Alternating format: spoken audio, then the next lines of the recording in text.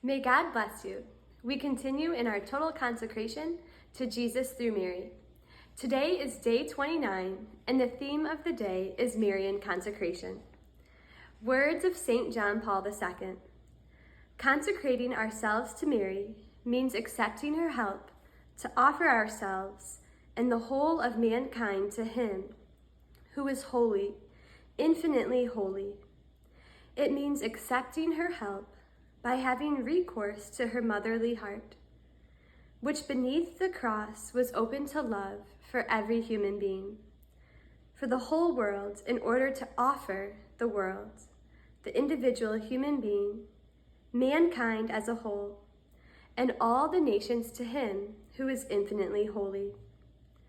God's holiness showed itself in the redemption of man, of the world, of the whole of mankind, and of the nations, a redemption brought about through the sacrifice of the cross.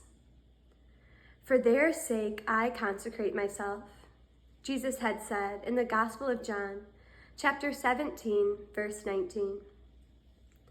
By the power of the redemption, the world and man have been consecrated. They have been consecrated to Him who is infinitely holy. They have been offered and entrusted to love itself, merciful love. The Mother of Christ calls us, invites us to join with the Church of the living God in the consecration of the world, in this act of confiding by which the world, mankind as a whole, the nations, and each individual person are presented to the Eternal Father with the power of the redemption won by Christ. They are offered in the heart of the Redeemer, which was pierced on the cross. These are words of St. John Paul II from his homily on May 13th, 1982. And now we reflect and contemplate on the words of our foundress, Mother de la Galindo. She says, St. John Paul II sends us forward to enter into the school of the heart of Mary, so that there we can grow and be formed in the two great oars of the ship of the Church of this third millennium, holiness and mission.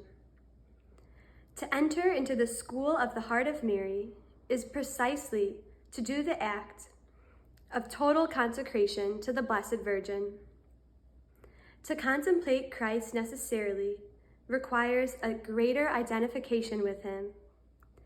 This work is realized by the Holy Spirit with the fruitful cooperation of the Virgin Mary.